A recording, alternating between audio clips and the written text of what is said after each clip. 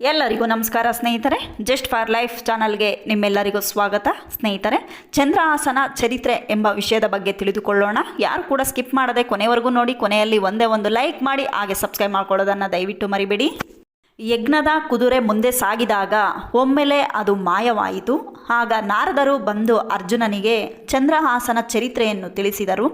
ಆಗ ಕುದುರೆಯು ಕುಂತಳ ದೇಶವನ್ನು ಪ್ರವೇಶ ಮಾಡಿತು. ಕೃಷ್ಣಾರ್ಜುನರು ಕುದುರೆಯ ಅನ್ವೇಷಣೆ ನಡೆಸಿದಾಗಲೇ ನಾರದರು ಬಂದು ಕುದುರೆ ಇರುವ ಸ್ಥಳವನ್ನು ತಿಳಿಸಿದರು. ಚಂದ್ರಹಾಸನು ಸಹ ವಿಷ್ಣು ಭಕ್ತನು ಎಂದು ನಾರದರು ಹೇಳಿದಾಗ ಅರ್ಜುನನು ಅವನ ಬಗ್ಗೆ ವಿವರವಾಗಿ ತಿಳಿಸಲು ಕೇಳಿಕೊಂಡನು.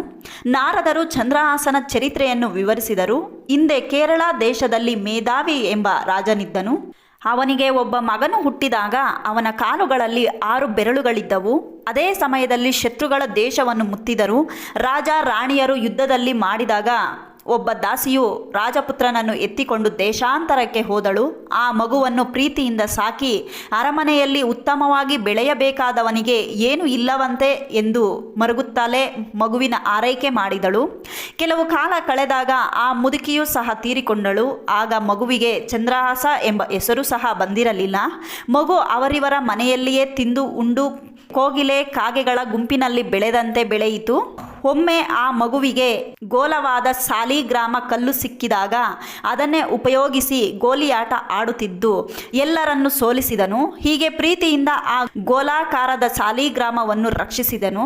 ಆ ನಗರದಲ್ಲಿ ಕುಂತಳನ ಮಂತ್ರಿ ದುಷ್ಟಬುದ್ಧಿ ಎಂಬುವವನ ಮನೆಯಲ್ಲಿ ವಿಶೇಷ ಉತ್ಸವ ನಡೆದಾಗ ಅಲ್ಲಿಗೆ ಬಂದವರಲ್ಲಿ ಒಬ್ಬ ಜ್ಯೋತಿಷಿಯು ಆಡುತ್ತಿದ್ದ ಬಾಲಕನನ್ನು ನೋಡಿ, ಈ ಬಾಲನು ಈ ದೇಶ ರಾಜನಾಗುವನು ಎಂದು ನುಡಿದನು. ಆಗ ತನ್ನ ಮಗನನ್ನೇ ದೇಶದ ರಾಜನನ್ನಾಗಿಸಬೇಕೆಂದು ಮಂತ್ರಿಗೆ ದುಃಖವಾಯಿತು. ರಾಜನಿಗೆ ಗಂಡು ಮಕ್ಕಳಿರಲಿಲ್ಲ. ದುಷ್ಟಬುದ್ಧಿಗೆ ದುರಾಲೋಚನೆ ಮೂಡಿತು. ದುಷ್ಟಬುದ್ಧಿಯು ಹೇಗಾದರೂ ಈ ಬಾಲಕನನ್ನು ಇಲ್ಲವಾಗಿಸಿ ರಾಜ್ಯವನ್ನು ಪಡೆಯಬೇಕೆಂದು ಆಲೋಚಿಸಿ ಕಟುಕರನ್ನು ಕರೆಸಿ ಬಾಲಕನನ್ನು ಅಡವಿಗೆ ಕೊಂಡೊಯ್ದು ಕೊಲ್ಲಲು ತಿಳಿಸಿದನು. ಆ ಚಂಡಲರು ಮಗುವನ್ನು ಅಡವಿಗೆ ಒಯ್ದರು. ಅವರು ಕೊಲ್ಲಲು ಸಾಧ್ಯವಾಗದೆ ಎಡಗಾಲಿನ 6ನೇ ಬೆರಳನ್ನು ಕತ್ತರಿಸಿ ಖಡ್ಗಕ್ಕೆ ರಕ್ತ ಲೇಪನ ಮಾಡಿ ಅಡವಿಯಲ್ಲಿ ಮಗುವನ್ನು ಬಿಟ್ಟು ಬಂದು ಮಗುವನ್ನು ಕೊಂದಿದ್ದೇವೆ ಎಂದು ಮಂತ್ರಿಗೆ ತಿಳಿಸಿದರು. ದುಷ್ಟಬುದ್ಧಿಗೆ ಬಂದ ತೊಂದರೆ ನಿವಾರಣೆಯಾಯಿತೆಂದು ಸಂತಸವಾಯಿತು.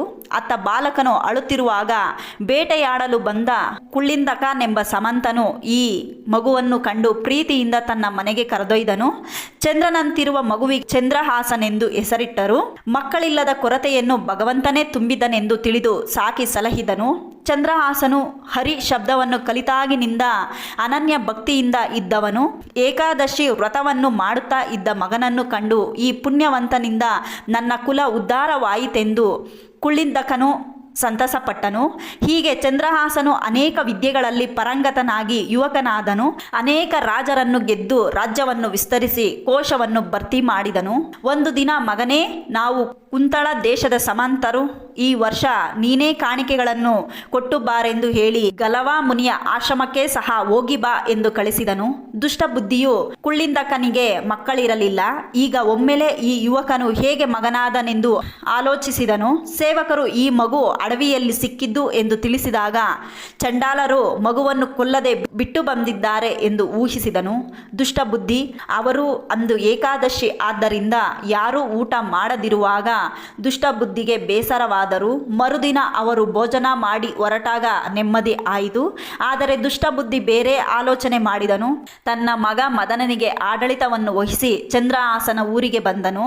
ಕುಳ್ಳಿಂದಕನು ಮಂತ್ರಿಯನ್ನು ಸಂಭ್ರಮದಿಂದ ಸ್ವಾಗತಿಸಿ ಸತ್ಕರಿಸಿದನು. ಕೆಲವು ದಿನಗಳವರೆಗೆ ಅಲ್ಲಿಯೇ ಇದ್ದು ತನ್ನ ಕಾರ್ಯ ಸಾಧಿಸಬೇಕೆಂದು ದುಷ್ಟಬುದ್ಧಿಯ ಆಲೋಚನೆಯಾಯಿತು. ಅದರಂತೆ ಒಂದು ಪತ್ರವನ್ನು ಬರೆದು ಮಗನಾದ ಮದನನಿಗೆ ಚಂದ್ರಹಾಸನನ್ನು ಕರೆದು ರಾಜ್ಯ ಕಾರ್ಯವೆಂದು ಕುಂತಳ ದೇಶಕ್ಕೆ ಕಳಿಸಿದನು. ಚಂದ್ರಹಾಸನು ಆಯಾಸವಾದಾಗ ಒಂದು ಸುಂದರವಾದ ಹೂತೋಟದಲ್ಲಿ ವಿಶ್ರಮಿಸಿದನು. ಅದೇ ಸಮಯದಲ್ಲಿ ಮಂತ್ರಿಯಾದ ದುಷ್ಟಬುದ್ಧಿಯ ಮಗಳು ವಿಷಯ ಅಲ್ಲಿಗೆ ಗೆಳತಿಯರೊಂದಿಗೆ ಬಂದಿದ್ದಳು. ಅವಳು ಸುಂದರ ಯುವಕನನ್ನು ಕಂಡು ಮೋಹಿತಳಾದಳು. ಅವನಲ್ಲಿದ್ದ ಪತ್ರದ ಬಗ್ಗೆ ಆಸಕ್ತಿ ಮೂಡಿದಾಗ ಮೆಲ್ಲನೆ ತೆಗೆದು ಓದಿದಳು. ಅದು ತಂದೆ ಅಣ್ಣನಿಗೆ ಬರೆದ ಪತ್ರವಾಗಿತ್ತು. ಅದರಲ್ಲಿ, ಈ ಪತ್ರ ತಂದಿರುವವನಿಗೆ ವಿಷ ಕೊಟ್ಟು ಮುಗಿಸು, ಇವನು ನಮಗೆ ಮಹಾ ಈತನು, ಕುಲಶಿಗಳನ್ನು ನೋಡಬಾರದು, ಮುಂದೆ ಇವನು ಸರ್ವತ್ರ ಮಿತ್ರನಾಗುವನು ಎಂದು ಬರೆದಿತ್ತು. ದುಷ್ಟಬುದ್ಧಿಯ ವಿಷವೆಂದು ತಪ್ಪಾಗಿಯೇ ಬರೆದಿರಬಹುದು. ಈ ಸುಂದರ ಯುವಕನಿಗೆ ವಿಷ ಕೊಡಲು ಸಾಧ್ಯವೇ? ತನ್ನ ತಂದೆ ನನ್ನ ಮದುವೆಯ ಬಗ್ಗೆ ಆಲೋಚನೆ ಮಾಡುತ್ತಿದ್ದಾನೆಂದು ಚಿಂತಿಸಿ ಕಾಡಿಗೆಯಿಂದ ವಿಷಯ ಎಂದು ತಿಳಿಸಿದಳು. ಪತ್ರದ ಒಕ್ಕಣೆಯಲ್ಲಿ ಸರ್ವತಾ ಮಿತ್ರ ಮಹಾಹಿತ ಶಬ್ದಗಳನ್ನು ಗಮನಿಸಿ ಮದನನ್ನು ಈ ಯುವಕನು ಯೋಗ್ಯವರನು ಎಂದು ತೀರ್ಮಾನಿಸಿ ತಂಗಿ ವಿಷಯಗಳನ್ನು ಮದುವೆ ಮಾಡಿಕೊಟ್ಟನು. ದುಷ್ಟಬುದ್ಧಿಯು ಈ ವೇಳೆಗಾಗಲೇ ಚಂದ್ರಹಾಸನು ಸತ್ತಿರುತ್ತಾನೆಂದು ತಿಳಿದು ಬರುತ್ತಿರುವಾಗ ಜನರು ಅವನ ಮಗಳ ಮದುವೆಯ ಬಗ್ಗೆ ತಿಳಿಸಿದರು. ಒಳಗೊಳಗೆ ಅತ್ಯಂತ ದುಃಖಿತನಾಗುತ್ತಾನೆ. ಮನೆಗೆ ಬಂದಾಗಲೂ ಯಾವುದೇ ಕೋಪವನ್ನು ಪ್ರಕಟಿಸದೆ ಕೊನೆಯ ಪ್ರಯತ್ನವಾಗಿ ಚಂದ್ರಹಾಸನನ್ನು ಸಾಯಿಸುವ ಉಪಾಯ ಮಾಡಿದನು. ಊರ ಹೊರಗಿನ ಕಾಳಿ ಮಂದಿರಕ್ಕೆ ಪೂಜೆಗೆಂದು ಚಂದ್ರಹಾಸನನ್ನು ಕಳಿಸಿದನು. ಆದರೆ ಅಲ್ಲಿಗೆ ಬಂದವರು ತಲೆ ಕತ್ತರಿಸಲು ಚಂಡಾಲರಿಗೆ ಆದೇಶ ಮಾಡಿದನು. ಈ ಮಧ್ಯೆ ಕುಂತಳ ರಾಜನು ಚಂದ್ರಹಾಸನನ್ನು ಕರೆಕಳಿಸಿದಾಗ ಅನಿವಾರ್ಯವಾಗಿ ಚಂದ್ರಹಾಸನು ಅರಮನೆಗೆ ಹೋದನು. ಮದನನ್ನು ಕಾಳಿ ಮಂದಿರಕ್ಕೆ ಹೋಗಿ ಸತ್ತು ಬಿದ್ದನು.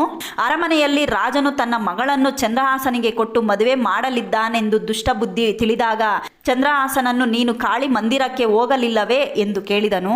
ಅರಮನೆಯಿಂದ ಕರೆ ಬಂದುದರಿಂದ ಮದನ ಇಲ್ಲಿಗೆ ಕಳಿಸಿ ತಾನೇ ಅಲ್ಲಿಗೆ ಹೋದೆನೆಂದಾಗಿ ದುಷ್ಟಬುದ್ಧಿ ಅಳುತ್ತಾ ಕಾಳಿ ಮಂದಿರಕ್ಕೆ ಓಡಿದನು. ಸತ್ತ ಮಗನನ್ನು ನೋಡಿ ತಾನು ಸಹ ದೇವಿ ಎದುರಿಗೆ ಖಡ್ಗದಿಂದ ಹೊಡೆದುಕೊಂಡು ಸತ್ತನು. ಚಂದ್ರಹಾಸನು ಬಂದಾಗ ತಂದೆ ಮಗ ಇಬ್ಬರು ಸತ್ತಿದ್ದರು. ಚಂದ್ರಹಾಸನು ಭಕ್ತಿಯಿಂದ ದೇವಿಯನ್ನು ಬೇಡಿಕೊಂಡು ಅವರಿಬ್ಬರನ್ನು ಬದುಕಿಸಿದನು.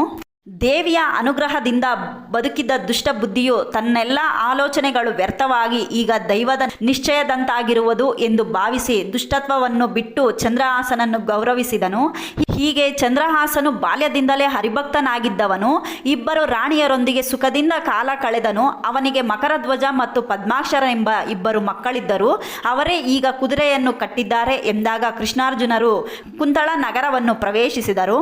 ಮಕ್ಕಳೇ, ಧರ್ಮರಾಜನು ಹರಿಭಕ್ತನು, ನಾವು ಕುದುರೆ ಕಟ್ಟಿ ಯುದ್ಧ ಮಾಡಬೇಕಾಗಿಲ್ಲವೆಂದು ತಿಳಿಸಿದನು. ಶ್ರೀಕೃಷ್ಣನು ತನಗಾಗಿಯೇ ಬಂದು ದರ್ಶನ ನೀಡುವನು ಎಂದು ಹೇಳಿ ಸಮಾಧಾನ ಪಡಿಸಿದನು. ಚಂದ್ರಹಾಸನಿಗೆ ಅರ್ಜುನನು ವಂದಿಸಿದನು. ಕೃಷ್ಣನು ಆಶೀರ್ವಾದಿಸಿದನು. ಹೀಗೆ ಧರ್ಮರಾಯನ ಯಜ್ಞಶ್ವವು 1 ವರ್ಷದವರೆಗೆ ಸಂಚಾರ ಮಾಡಿತು. ಚಂದ್ರಹಾಸನು ಸಹ ಸಕಲ ಪರಿವಾರದೊಂದಿಗೆ ಹಸ್ತಿನಾಪುರಕ್ಕೆ ಬಂದನು. ಧರ್ಮರಾಯನ ಅಶ್ವಮೇಧವು ಮುಗಿಯುವ ತನಕ ಇದ್ದು ಆನಂತರ ತನ್ನ ನಗರಕ್ಕೆ ಹೋದನು. ಮುಂದೆ ಮುನಿಯ ಆಶ್ರಮದ ಸನಿಹದಲ್ಲಿ ಯಜ್ಞ ತುರಂಗವು ಸಮುದ್ರದ ಮೇಲೆ ನಡೆಯತೊಡಗಿತು. ಋಷಿಯನ್ನು ವಂದಿಸಿ ಧರ್ಮರಾಜನ ಯಜ್ಞಕ್ಕೆ ಬರಬೇಕೆಂದು ಆಮಂತ್ರಿಸಿ ಹಸ್ತಿನಾವತಿಗೆ ಬಂದರು. ಧರ್ಮರಾಜನು ಅನೇಕ ಜನರಿಗೆ ವಿವಿಧ ದಾನಗಳನ್ನು ನೀಡಿದನು. ಯಾಗ ಸಮಾಪ್ತಿಯನ್ನು ಮಾಡಿದನು. ಹೀಗೆ ಅರ್ಜುನನಿಗೆ ಚಂದ್ರಹಾಸನ ಜೀವನ ಚರಿತ್ರೆಯನ್ನು ತಿಳಿಸಿದನು. ಈ ವಿಡಿಯೋ ನಿಮಗೆ ಇಷ್ಟ ಆಗಿದ್ದರೆ ಕಮೆಂಟ್ ಮಾಡಿ, ಶೇರ್ ಮಾಡಿ, ಹಾಗೆ ಸಬ್ಸ್ಕ್ರೈಬ್ ಮಾಡ್ಕೊಳ್ಳೋದನ್ನು ದಯವಿಟ್ಟು ಮರಿಬೇಡಿ. ನಮಗೆ ಇನ್ನಷ್ಟು ವಿಡಿಯೋ ಹಾಕುವುದಕ್ಕೆ ದಯವಿಟ್ಟು ಸಪೋರ್ಟ್ ಮಾಡಿ. ಇಲ್ಲಿವರೆಗೂ ವಿಡಿಯೋ ಕೇಳಿದ್ದಕ್ಕೆ ಧನ್ಯವಾದಗಳು ಸ್ನೇಹಿತರೆ. Thank you so much.